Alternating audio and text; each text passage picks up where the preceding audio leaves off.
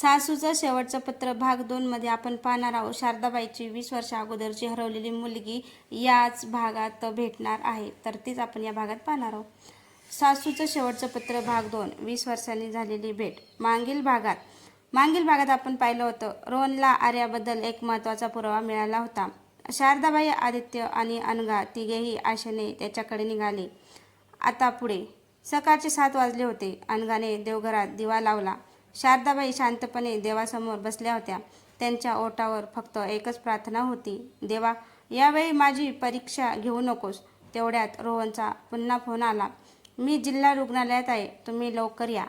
आदित्यने गाडी काढली. तिघेही रुग्णालयात पोहोचले. रोहन त्यांची वाट पाहत होता. त्याच्या हातात एक जुनी डायरी होती. ही डायरी त्या वृद्ध महिलेची आहे. त्याने डायरी उघडली. एका पानावर लिहिलं होतं, आज मला जत्रेजवळ एक छोटी मुलगी सापडली. तिच्या गळ्यात आर्या नावाचं छोटंसं लॉकेट होतं. ती सतत आई आई म्हणून रडत होती. शारदाबाईचे डोळे भरून आले. त्या डायरीला छातीशी धरून रडू लागल्या. डायरीच्या शेवटच्या पानावर एक पत्ता लिहिला होता. रोहन म्हणाला, ही त्या महिलेच्या नातेवाईकांची जुनी राहती जागा आहे. सगळे लगेच तिथे गेले. ते एक छोटंसं घर होतं. दार उघडलं. समोर 60-65 वर्षाची एक महिला उभी होती. रोहनने विचारलं, काकू, तुम्हाला आर्या नावाच्या मुलीबद्दल काही माहिती आहे का? महिलेच्या चेहऱ्यावरचे भाव बदललेले. ती शांतपणे म्हणाली, या, आत या. तिने कपाटातून एक जुना फोटो काढला. फोटो ती वृद्ध महिला आणि एक तरुण मुलगी होती. तीच आर्या होती. शारदाबाईच्या डोळ्यात आशेचा किरण चमकला. माझी मुलगी? महिला म्हणाली, हो, पण ती आता इथे राहत नाही. मग कुठे आहे ती? ती पुण्यात आहे. हे ऐकताच आदित्यच्या चेहऱ्यावर आनंद उमटला. म्हणजे ती जिवंत आहे? महिला हसली. हो, ती आता शाळेत शिक्षिका आहे. शारदाबाईच्या डोळ्यातून आनंदाश्रू वाहू लागले. माझी मुलगी जिवंत आहे. अनघाने त्यांना मिठी मारली. आई, देवाने तुमची प्रार्थना ऐकली आहे. दुसऱ्या दिवशी सगळे पुण्याला जायला निघाले. रस्ताभर शारदाबाई शांत होत्या. त्यांच्या हातात आर्याच्या लहानपणीचा फोटो होता. त्या फोटोवरून त्या हात फिरवत होत्या. माझी लेकरू मला ओळखेल का? अनघा म्हणाली, आईला मुलगी कधीच विसरत नाही. पुण्यात ते एका शाळेबाहेर उभे होते. दुपारची सुट्टी झाली होती. मुलं आनंदाने बाहेर येत होती. त्यांच्या मागून एक साध्या साडीतली शिक्षिका बाहेर आली. तिच्या गळ्यात तेच अर्ध चांदीचं लॉकेट होतं. शारदाबाईंचे पाय थरथरू लागले. त्या हळूच तिच्या दिशेने चालू लागल्या. त्यांच्या डोळ्यातून अश्रू वाहत होते. त्या फक्त एकच शब्द म्हणाल्या, आर्या. ती शिक्षिका थांबली. तिने मागे वळून पाहिलं. शारदाबाईंना पाहून ती काही क्षण शांत राहिली. मग हळूच म्हणाली, माफ करा, तुम्ही कोण? हे ऐकताच शारदाबाईच्या चेहऱ्यावरचं हसू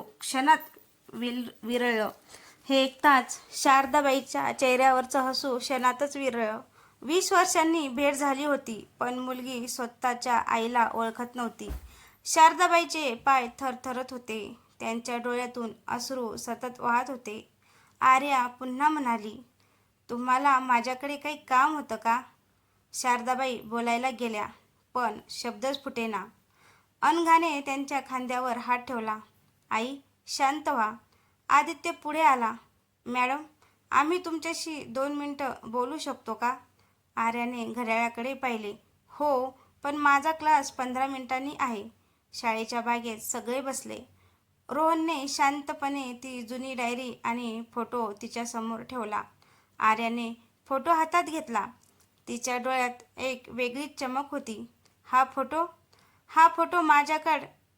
फोटो माझ्याकडे याची दुसरी प्रिंट आहे. सगळे आश्चर्याने तिच्याकडे पाहू लागले.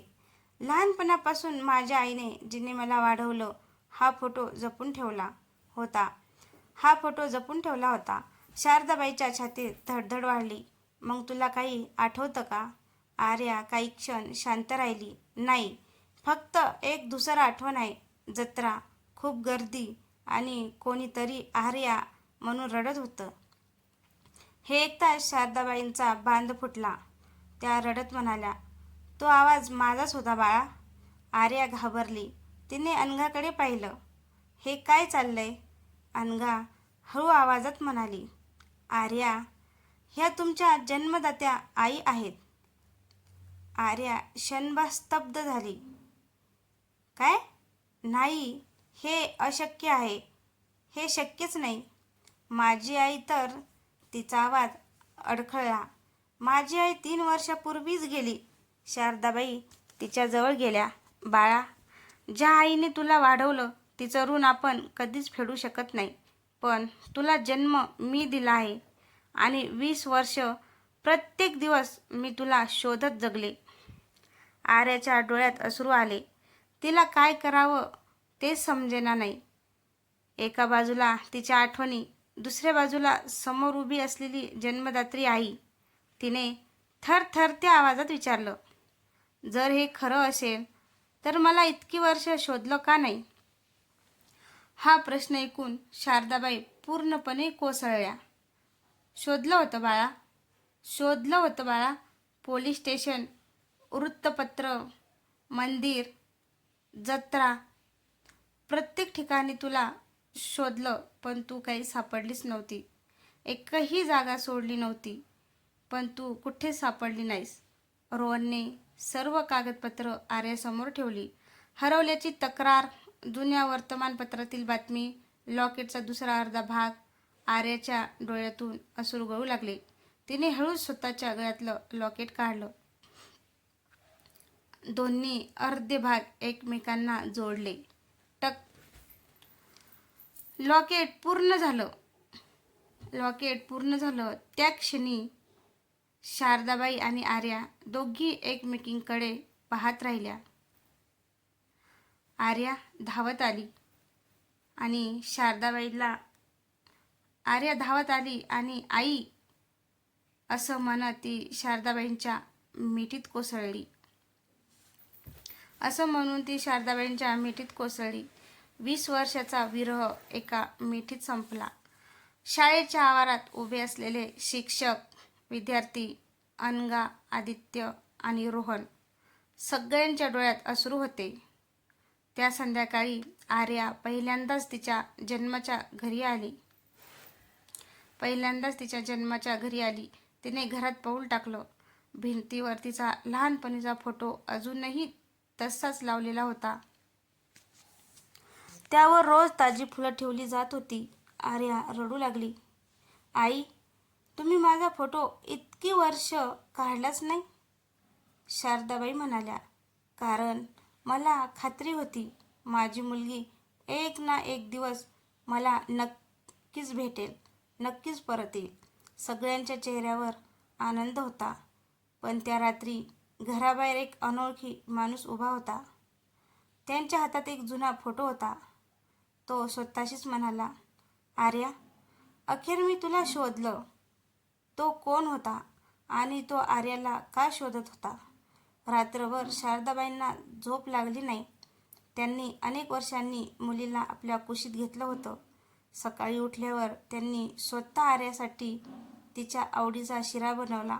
अनघा हसत म्हणाली, आई, आज तुम्ही मला स्वयंपाकघरातच येऊ दिलं नाही. शारदाबाई हसल्या. आज माझ्या दोन्ही मुलींसाठी मी स्वतः स्वयंपाक करणार आहे. आर्या आश्चर्याने विचारू लागली, दोन्ही मुली? शारदाबाईंनी अनघाचा हात हातात घेतला. हो, तू माझ्या पोटी जन्मलीस, पण अनघा माझ्या मनातून जन्मली. अनघाच्या डोळ्यात पाणी आलं. जेवण सुरू असताना दाराची बेल वाजली. आदित्यने दार उघडलं. दारात काल रात्री दिसलेलाच तोच अनोळखी माणूस उभा होता. त्याच्या हातात एक तपकिरी रंगाची पिशवी पण होती. माझं नाव समीर आहे. मी आर्याला भेटायला आलो आहे. घरात क्षणात शांतता पसरली. आर्या गोंधळली. मला? समीर शांतपणे म्हणाला, हो, पण आधी माझं बोलणं पूर्ण ऐका. सगळे हॉलमध्ये बसले. समीरने पिशवीतून काही जुने फोटो बाहेर काढले. त्यात लहानपणीची आर्या, तिला वाढवणारी आई आणि समीर दिसत होता. ज्या आईने आर्याला वाढवलं त्या माझ्या मावशी होत्या. त्यांच्या निधनापूर्वी त्यांनी मला एकच जबाबदारी दिली. आर्याला तिचं खरं कुटुंब सापडलं तर तिला सांग. मी तिला माझ्या मुलीपेक्षा जास्त प्रेम दिलं होतं. हे ऐकून आर्या रडू लागली. हो, माझी आई अशीच होती. समीरने एक लिफाफा तिच्या हातात दिला. हे त्यांनी तुझ्यासाठी लिहिलेलं शेवटचं पत्र आहे. आर्या थरथरत्या हातांनी पत्र उघडू लागली. पत्रात लिहिलं होतं, प्रिय आर्या, मला माहिती आहे की एक दिवस तुला तुझं खरं कुटुंब सापडेल. त्या दिवशी माझ्यावर राग करू नकोस. मी तुला कधीच तुझ्या आईपासून दूर ठेवू इच्छित नव्हते, पण मला तुझं खरं घर माहीत नव्हतं. जर तुला तुझी आई भेटली तर तिच्या गळ्यात पड आणि सांग की दुसऱ्या एका आईनेही तुला खूप प्रेम दिलं होतं. पत्रावर अश्रूचे डाग होते. आर्या रडतच शारदाबाईंच्या मिठीत शिरली. आई, मला 2 आईचं प्रेम मिळालं. शारदाबाईंनी तिचे अश्रू पुसले. आणि त्या दोघींचं प्रेम तो आयुष्यभर जपशील. समीर उठला. माझं काम संपलं, अनघा म्हणाली. नाही दादा, आज तुम्ही आमच्यासोबत जेवूनच जा. समीर हसला. आज मला माझ्या मावशीचं स्वप्न पूर्ण झाल्यासारखं वाटतंय. त्या दिवसानंतर घरात पुन्हा आनंद परतला. शारदाबाई, अनघा आणि आर्या तिघेही एकत्र स्वयंपाक करायच्या, गप्पा मारायच्या आणि हसायच्या. आदित्य हसत म्हणायचा, आता माझ्या घरात 3 आई आहेत. एक जन्मदात्री, एक मनाने आई आणि एक माझी बायको, जी सगळ्यांची काळजी घेते. सगळे हसायचे, पण जीवनात आनंद कायम एकसारखा राहत नाही. एका दुपारी अनघा स्वयंपाकघरात काम करत होती. अचानक तिच्या डोळ्यासमोर अंधार आला. ती खाली कोसळली. शारदाबाई आणि आर्या धावत तिच्याजवळ गेल्या. डॉक्टरांनी तपासणी करून गंभीर आवाजात म्हटलं, ताबडतोब हॉस्पिटलमध्ये भरती करावं लागेल. अनघाला नेमकं काय झालं होतं? हॉस्पिटलच्या कॉरिडॉरमध्ये शारदाबाईचे हात थरथरत होते. आदित्य सतत डॉक्टरांच्या कॅबिनकडे पाहत होता. आर्या देवाचं नाव घेत होती. काही वेळाने डॉक्टर बाहेर आले. त्यांच्या चेहऱ्यावर गंभीर भाव होते. रुग्ण आता धोक्याबाहेर आहे. हे ऐकताच सगळ्यांनी सुटकेचा निश्वास सोडला. पण डॉक्टर पुढे म्हणाले, अनघा खूप दिवसापासून स्वतःच्या तब्येतीकडे दुर्लक्ष करत होती. आदित्यला धक्का बसला. पण तिने आम्हाला काहीच सांगितलं नाही, डॉक्टर म्हणाले. तिला सतत अशक्तपणा जाणवत होता. वेळेवर उपचार झाले असते तर ही वेळ आली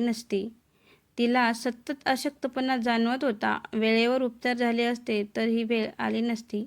अनघा शुद्धीवर आली. शारदाबाई तिच्या शेजारी बसल्या होत्या. त्यांनी अनघाचा हात हातात घेतला. बाळा, स्वतःची काळजी का घेतली नाहीस? अनघा हसत म्हणाली. आई, आधी घर, मग मी. हे ऐकून शारदाबाईच्या डोळ्यात पाणी आलं. नाही, आता आधी तू. घरी परतल्यावर शारदाबाईंनी घरातली सगळी कामं स्वतःकडे घेतली. अनघाला त्यांनी स्वयंपाकघरातही जाऊ दिलं नाही. अनघा म्हणाली, आई मी ठीक आहे. शारदाबाई हसल्या. 20 वर्षापूर्वी मी माझ्या मुलीला हरवलं होतं. आता माझ्या दुसऱ्या मुलीची तब्येत बिघडू देणार नाही. हे ऐकून अनघा रडू लागली. दुसऱ्या दिवशी सकाळी शारदाबाई अनघाच्या खोलीत दूध घेऊन आल्या. अनघा म्हणाल्या, आई, तुम्ही माझ्यासाठी इतकं का करता? शारदाबाई तिच्या शेजारी बसल्या. कारण तू मला आई बनवलंस. सासू तर मी आधीपासूनच होते, पण आई होण्याचा अर्थ मला तू शिकवलास. अनघा उठून त्यांच्या गळ्यात पडली. त्या दिवशी संध्याकाळी संपूर्ण कुटुंब एकत्र बसलं होतं. आर्या हसत म्हणाली, आई, आता घरात नियम बदलायचे. कोणते? आई म्हणाली, आठवड्यातून 1 दिवस फक्त तुमच्यासाठी. आठवड्यातून 1 दिवस फक्त तुमच्यासाठी, आदित्य म्हणाला. आणि त्या दिवशी स्वयंपाक मी करणार. शारदाबाई मोठ्याने हसू लागल्या. मग त्या दिवशी सगळे उपाशी राहणार. घरात पहिल्यांदाच इतकं मनापासून हसू उमटलं होतं. काही दिवसांनी अनघा पूर्णपणे बरी झाली. त्या दिवशी तिने कपाट आवरताना एक जुना डब्बा पाहिला. डब्बा उघडल्यावर तिला तिचे गहाण ठेवलेले दागिने दिसले. ती आश्चर्यचकित झाली. हे? शारदाबाई हसल्या. मी ते परत आणले. पण आई, एवढे पैसे? शारदाबाई शांतपणे म्हणाल्या, माझ्या लग्नातील एक जुनी सोन्याची बांगडी विकली. अनघाच्या डोळ्यातून अश्रू वाहू लागले. आई, तुम्ही असं का केलं? शारदाबाई म्हणाल्या, दागिने पुन्हा मिळतात, पण मुलीच्या डोळ्यातले अश्रू परत मिळत नाहीत. हे ऐकून आदित्य, आर्या आणि अनघा तिघेही रडू लागले. त्या दिवशी त्या घरात कोणी सासू नव्हती, कोणी सून नव्हती. फक्त एक आई आणि तिच्या 2 मुली होत्या. सकाळची वेळ होती. घरात नेहमीप्रमाणे गडबड सुरू होती. शारदाबाई देवघरात पूजा करत होत्या. अनघा स्वयंपाकघरात चहा बनवत होती. अचानक तिला पुन्हा चक्कर आली. यावेळी शारदाबाईंनी तिला लगेच खुर्चीवर बसवलं. बाळा, अजूनही अशक्तपणा आहे का? अनघा हसत म्हणाली, काही नाही आई, थोडा थकवा असेल. पण शारदाबाईच्या मनात काळजी वाढली. नाही, आजच डॉक्टरांकडे जाऊ. दुपारी आदित्य, अनघा आणि शारदाबाई हॉस्पिटलमध्ये गेले. डॉक्टरांनी तपासणी केली, काही रिपोर्ट्स काढले. सगळे बाहेर बसून निकालाची वाट पाहत होते. आदित्यच्या चेहऱ्यावर तणाव होता. शारदाबाई मनात सतत नामस्मरण करत होत्या. थोड्या वेळाने डॉक्टर बाहेर आले. त्यांच्या चेहऱ्यावर हसू होतं. अभिनंदन. सगळे गोंधळले. कशासाठी? आता या कथेत खूप आनंदाची गोष्ट आहे, पण ते आनंद किती दिवस टिकून राहणार आहे ते पुढे आपण या कथेतच बघणार आहोत. तर कथा पूर्ण कंटिन्यू बघा. अभिनंदन. डॉक्टर म्हणाले, अभिनंदन. सगळे गोंधळले. कशासाठी? डॉक्टर हसून म्हणाले, तुमच्या घरी लवकरच एक नवीन पाहुणा येणार आहे. क्षणभर कोणालाच काही समजलं नाही. अनघाने डॉक्टरांकडे पाहिलं. म्हणजे तुम्ही आई होणार आहात? हे ऐकताच आदित्यच्या डोळ्यात आनंदाश्रू आले. शारदाबाईंनी दोन्ही हात जोडून देवाचे आभार मानले. देवा, माझं घर पुन्हा हसणार. घरी परतल्यावर शारदाबाईंनी सगळ्यांना पेढे वाटले. शेजारी विचारू लागले, काय आनंदाची बातमी आहे? शारदाबाई अभिमानाने म्हणाल्या, मी आजी होणार आहे. सगळ्यांनी अनघाचं अभिनंदन केलं. आर्याने अनघाला मिठी मारली. ताई, आता मी मावशी होणार. घरात अनेक दिवसांनी पुन्हा आनंदाचा उत्सव होता. त्या रात्री अनघा बाल्कनीत उभी होती. शारदाबाई तिच्या जवळ आल्या. काय विचार करतेस पोरी? अनघा हसली. आई, मला भीती वाटते. आई शारदाबाई म्हणाल्या, कशाची? मी चांगली आई बनू शकेन का? शारदाबाईंनी तिच्या डोक्यावर हात ठेवला. जिच्या मनात दुसऱ्यासाठी एवढं प्रेम आहे, ती आई वाईट असूच शकत नाही. अनघाच्या डोळ्यात पाणी आलं. महिने जाऊ लागले. शारदाबाई अनघाची खूप काळजी घेत होत्या. वेळेवर जेवण, वेळेवर औषध, फिरायला जाणं सगळं त्या स्वतः पाहायच्या. आदित्य हसत म्हणायचा, आई, तुम्ही मला लहानपणी इतकं जपलं नव्हतं. आदित्य हसत म्हणायचा, आई, तुम्ही मला लहानपणी इतकं जपलं नव्हतं. शारदाबाई हसायच्या, तेव्हा मी आई होते, आता मी आजी होणार आहे. एक दिवस घरात बाळासाठी छोटासा झोपाळा आणला. एक दिवस घरात बाळासाठी छोटासा झोपाळा आणला गेला. आर्या स्वतः लहान लहान कपडे घेऊन आली. अनघा ते कपडे हातात घेऊन रडू लागली. माझ्या बाळाला एवढं प्रेम मिळतंय, शारदाबाई म्हणाल्या. हे प्रेम तू कमावलं आहेस. पण त्या रात्री शारदाबाईंना अचानक छातीत जोरात दुखू लागलं. त्यांनी कुणालाही उठवलं नाही. सगळे शांत झोपले होते. त्या हळूच देवघरात गेल्या. स्वामींच्या फोटोसमोर बसल्या, हात जोडले आणि हळू आवाजात म्हणाल्या, देवा, माझं एकच स्वप्न आहे, माझ्या नातवांचं तोंड पाहू दे, मग मला काहीच नको. त्यांच्या डोळ्यातून अश्रू वाहत होते आणि देवघरातील दिव्याची ज्योत शांतपणे लुकलुकत होती. पहाटेचे 4 वाजले होते. अनघा पाणी प्यायला उठली. तिने पाहिलं, देवघराचा दिवा अजूनही पेटलेला होता. ती हळूच तिकडे गेली. शारदाबाई तिथेच बसल्या होत्या, डोळे मिटलेले, हात जोडलेले आणि चेहऱ्यावर एक विलक्षण शांतता. आई, अनघाने हळूच हाक मारली. शारदाबाईंनी डोळे उघडले आणि हलकसं हसल्या. झोपली नाहीस? तुम्ही इथे का बसलात? झोप येत नव्हती ग. अनघाने त्यांचा हात धरला. हात अगदी थंड झाला होता. आई, तुम्ही ठीक आहात ना? मी ठीक आहे बाळा. पण अनघाला जाणवलं की त्या खोटं बोलत होत्या. सकाळी नाश्ता करताना शारदाबाईंनी नेहमीसारखंच वागण्याचा प्रयत्न केला. आदित्य म्हणाला, आई, आज आपण बाजारात जाऊ. हो, जाऊ ना. पण उठताना ज्यांना चक्कर आली, त्या खाली पडणार इतक्यात आर्याने त्यांना धरलं. आई, सगळे घाबरले. डॉक्टरांकडे नेल्यानंतर काही तपासण्या झाल्या. सगळे बाहेर बसले होते. अनघा सतत देवांचं नाव घेत होती. आदित्य बेचैन होऊन येरझाऱ्या घालत होता. अर्ध्या तासाने डॉक्टर बाहेर आले.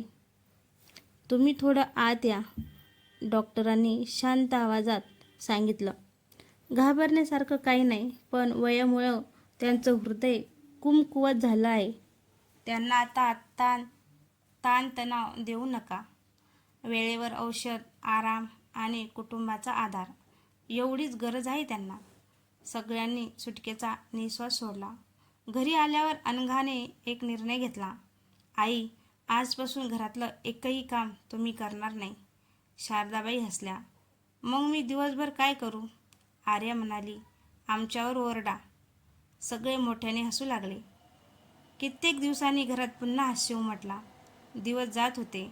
अनघाचा 7वा महिना सुरू झाला. एक दिवस शारदाबाईंनी कपाटातून एक छोटीशी गुलाबी रंगाची फ्रॉक काढली. अनघा आश्चर्याने म्हणाली, आई, ही कुणाची आहे? शारदाबाईचे डोळे भरून आले. ही आर्याची आहे. ती हरवली त्या दिवशी मी तिच्यासाठी आणली होती. आर्या फ्रॉक हातात घेऊन रडू लागली. आई, तुम्ही इतकी वर्षे ही जपून ठेवलीत, कारण मला विश्वास होता माझी मुलगी परत येईल. अनघाने फ्रॉक पोटाशी धरली. ही आपल्या बाळासाठी ठेवूया. शारदाबाईच्या चेहऱ्यावर समाधान उमटलं. काही दिवसांनी घरात डोहाळे जेवणाची तयारी सुरू झाली. संपूर्ण घर फुलांनी सजलं होतं. शेजारी, नातेवाईक, मैत्रिणी सगळे आले. अनघा सुंदर हिरव्या साडीत बसली होती. शारदाबाईंनी स्वतः तिची ओटी भरली. त्यांच्या डोळ्यात आनंद अश्रू होते. त्या म्हणाल्या, आज मला माझ्या आयुष्यातली सर्वात मोठी भेट मिळाली आहे. अनघा त्यांच्या मांडीवर डोकं ठेवून रडू लागली. आई, मला तुमच्यासारखीच आई व्हायचं आहे. आई, मला तुमच्यासारखीच आई व्हायचं आहे. शारदाबाईंनी तिच्या डोक्यावर हात फिरवला. माझ्यापेक्षा चांगली होशील बाळा. रात्री सगळे झोपले होते. शारदाबाई मात्र जाग्याच होत्या. त्या टेबलाजवळ बसल्या. एक वही काढली आणि लिहायला सुरुवात केली. प्रिय अनघा, जर कधी मी तुमच्यासोबत नसेल तर या घराला कधी तुटू देऊ नकोस. त्यांच्या डोळ्यातून अश्रू गळत होते.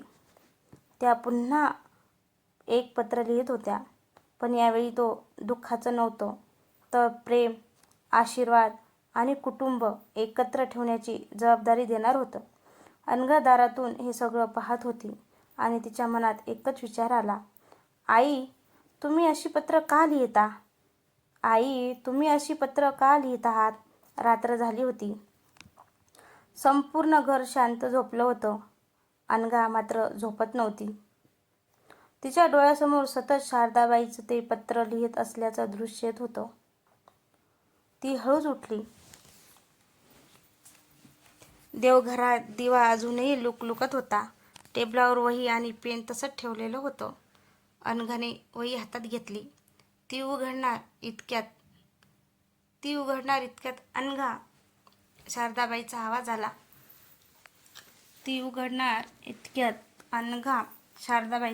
आला. अनघा घाबरली. आई, मी फक्त. शारदाबाई हसल्या. मला माहिती होतं तू येशील. त्या तिच्या जवळ बसल्या. हे पत्र आता वाचायचं नाही का आई? हे पत्र आत्ता वाचायचं नाही, अनघा म्हणाली. का आई? कारण प्रत्येक गोष्टीची एक वेळ असते. दुसऱ्या दिवशी शारदाबाई अनघाला घेऊन मंदिरात गेल्या. दोघी बराच वेळ शांत बसल्या. शारदाबाई म्हणाल्या, बाळा, आयुष्यभर मी एक चूक केली. लोक काय म्हणतील याचा जास्त विचार केला. पण जेव्हा तू माझ्या आयुष्यात आलीस तेव्हा मला समजलं की माणसं नात्यांनी मोठी होतात, अहंकाराने नाही. अनघा त्यांच्या मांडीवर डोकं ठेवून बसली. आई, मला तुमच्यासारखं व्हायचं आहे. शारदाबाई तिच्या केसावरून हात फिरवत म्हणाल्या. नाही, माझ्यापेक्षा चांगली हो. घरी परतल्यावर आर्या आणि आदित्यने बाळासाठी छोटीशी खोली सजवायला सुरुवात केली. भिंतीवर रंगीबेरंगी चित्र काढली. लहानसा झोपाळा ठेवला. शारदाबाई दारात उभ्या राहून सगळं पाहत होत्या. त्यांच्या चेहऱ्यावर समाधान होतं. हे घर पुन्हा हसू लागलं. त्या मनात म्हणाल्या. काही दिवसांनी अनघाला प्रसूतीची तारीख जवळ आली. घरात सर्वजण तिची काळजी घेत होते. शारदाबाई एक क्षणही तिच्यापासून दूर राहत नव्हत्या. त्या रोज रात्री तिच्या खोलीत येऊन विचारायच्या, काही हवंय का बाळा? अनघा हसून म्हणायची, फक्त तुम्ही माझ्याजवळ बसा.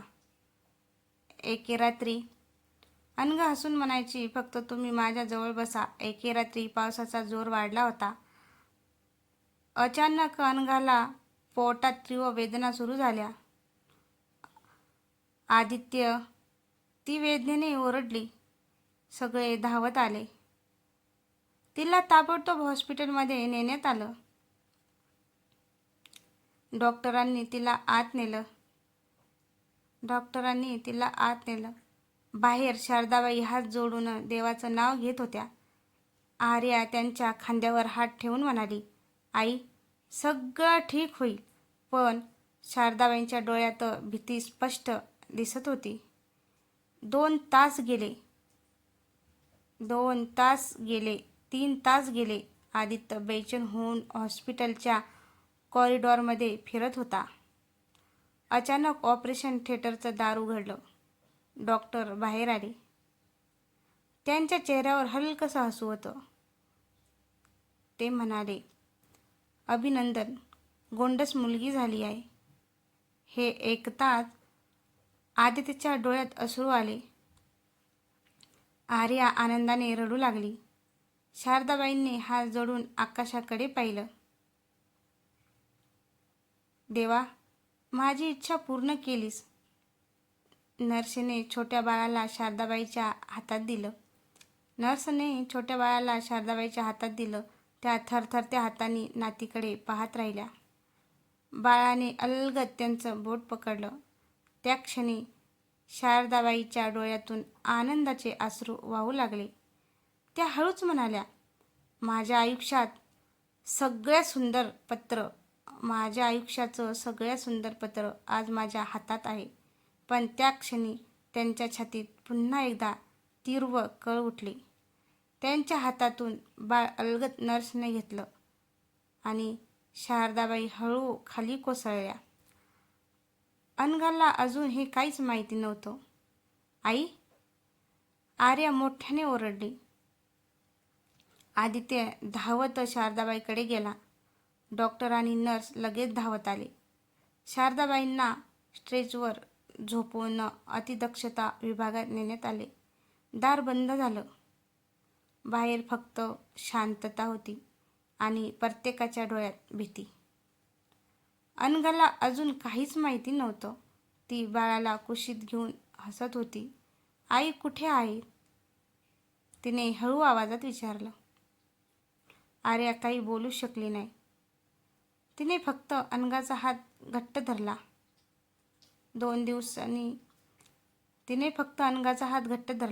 2 तासांनी डॉक्टर बाहेर आले.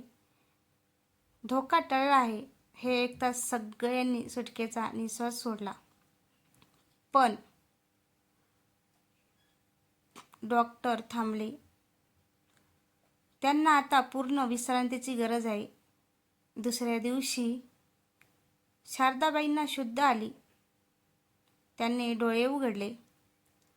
समोर काचेपलीकडे अनघा उभी होती. तिच्या हातात छोटीशी गोंडस मुलगी होती. शारदाबाईंनी हात पुढे केला. नर्सने बाळ अलगद त्यांच्या जवळ आणलं. शारदाबाईंनी नातीच्या कपाळावर हलकसं चुंबन घेतलं. त्यांच्या डोळ्यातून आनंदाश्रू वाहू लागले. देवा,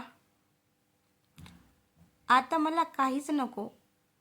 घरी परतल्यावर त्यांच्या डोळ्यातून आनंदाश्रू वाहू लागले. देवा, आता मला काहीच नको. घरी परतल्यावर संपूर्ण घरात आनंदाचं वातावरण होतं. बारशाची तयारी सुरू झाली. शेजारी नातेवाईक सगळे घरी आले. आर्या म्हणाली, आई, नाव काय ठेवायचं? शारदाबाई हसल्या. नाव अनघा ठेवेल. अनघा थोडा विचार करून म्हणाली, या बाळाने आपल्या घरात पुन्हा आनंद आणला, म्हणून हिचं नाव अन्वी ठेवूया. सगळ्यांनी टाळ्या वाजवल्या. बारशाचा कार्यक्रम संपल्यावर शारदाबाईंनी अनघाला त्यांच्या खोलीत बोलावलं.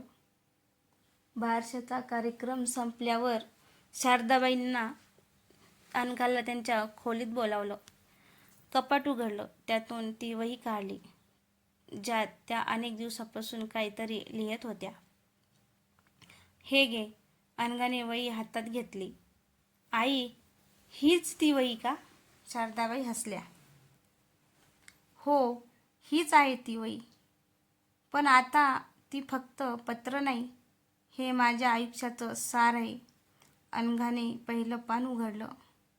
त्यात लिहिलं होतं, प्रिय अनघा, जेव्हा तू या घरात आलीस तेव्हा मी तुला सून म्हणून पाहिलं. पण आज तू मला शिकवलंस की प्रेमाने प्रत्येक नातं बदलू शकतं. माझ्या चुका कधी करू नकोस. मुलगा आणि सून यात फरक करू नकोस. उद्या तुझ्या घरी जी सून येईल तिला पहिल्याच दिवसापासून मुलगी मान. कारण सून घरात चालत येते, पण प्रेम मिळालं तर ती घराचा श्वास बनते. अनघाच्या डोळ्यातून अश्रू वाहू लागले. तिने वही छातीशी धरली. आई, मी वचन देते, तुमच्या प्रत्येक शब्दाचा मान राखेन. त्या संध्याकाळी शारदाबाई अंगणात झोपाळ्यावर बसल्या होत्या. त्यांच्या मांडीवर छोटी अन्वी झोपली होती. अनघा आणि आर्या दोघी त्यांच्या शेजारी बसल्या होत्या. आदित्य चहा पिऊन आला. घरात हसण्याचे आवाज घुमत होते. शारदाबाईंनी आकाशाकडे पाहिलं आणि मनात म्हणाल्या, देवा, आता माझं आयुष्य पूर्ण झालं. या कथेचा पुढचा अध्याय आता सुरू होईल. अन्वीची गोष्ट, जिथं एका आजीने आपल्या नातीला प्रेम, संस्कार आणि माणुसकीचा खरा अर्थ शिकवला. हिवाळ्याची एक थंड सकाळ होती. घरात छोटी अन्वीच्या किलबिलाटाने दिवसांची सुरुवात झाली. शारदाबाई रोजप्रमाणे देवघरात गेल्या, पण आज त्यांच्या हातात थरथर जास्त होती. अनघ लगेच त्यांच्या जवळ आली. आई, आज पूजा मी करते. शारदाबाई हसल्या. नाही ग, देवाला माझ्या हातची सवय झाली आहे. अनघा त्यांच्या पायाशी बसली. आणि मला तुमच्या प्रेमाची सवय झाली आहे. दोघीही हसल्या. दिवस जात होते. अन्वी आता 6 महिन्याची झाली होती. तिचं पहिलं आजीसारखं बोबडं बोलणं ऐकून शारदाबाईंच्या डोळ्यात आनंद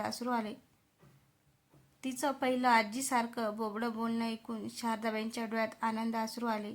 अनघा, ऐकलंस, ती मला हाक मारते. अनघा म्हणाली, आई, कारण तिचा पहिला मित्र तुम्हीच आहात ना. एक दिवस शारदाबाई कपाट आवरत होत्या. त्यांना त्यांच्या दिवंगत पतीचा जुना फोटो सापडला. त्या बराच वेळ त्या फोटोशी बोलत राहिल्या. बघा ना, आपलं घर किती बदललेलं आहे. ज्या सुनेला मी कधी स्वीकारलं नव्हतं, तीच आज माझा सर्वात मोठा आधार झाला आहे. दारामागे उभी असलेली अनघा हे सगळं ऐकत होती. तिच्या डोळ्यातून नकळत अश्रू वाहू लागले. त्या रात्री अनघा शारदाबाईच्या खोलीत गेल्या. त्यांच्या पायाशी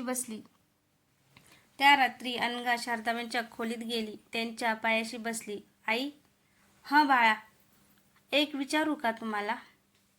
शारदाबाई म्हणाल्या, हो, विचार ना. जर मी या घरात आली नसती तर. शारदाबाई काही क्षण शांत राहिल्या. मग त्यांनी अनघाचा चेहरा हातात घेतला.